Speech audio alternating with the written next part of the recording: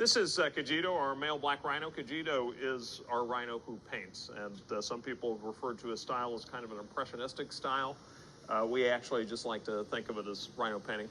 At any rate, what we do is when we have him paint, we apply the paint to this part of his head, so right above this prehensile lip, and then his trained response is to push that in response to the cue paint against a piece of canvas, and then he will rub his head back and forth to give the painting some texture.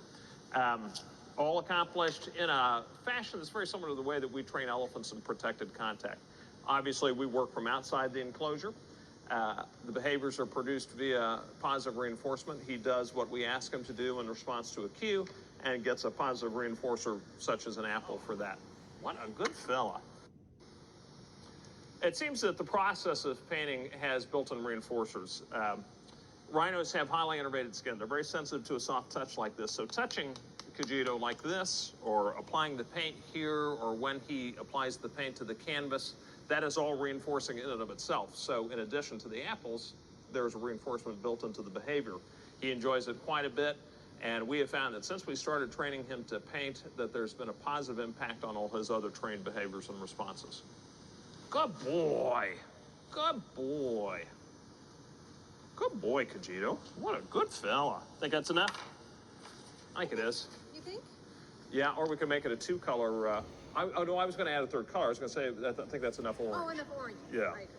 Okay. That could be a little... Yeah, no, I think we'll fill that space with this third color, right? Good boy. Good boy, Kijito. Good boy. All right, Kijito. Kijito, paint. Good fella. Good fella. So we will, again, people ask how much impact the rhino has on the way the painting looks. Obviously, he is providing the texture. It's not anything conscious. This is a trained behavior. He doesn't really have a sense of what he's doing. We will turn the canvas to get the paint where we want it. So everything in terms of the image is serendipity. But it's still fun to do, and it's fun to look at the images that we have afterwards and speculate.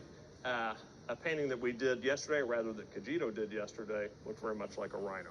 So did he paint a rhino? No, he didn't. But we're going to refer to it as a self-portrait nonetheless.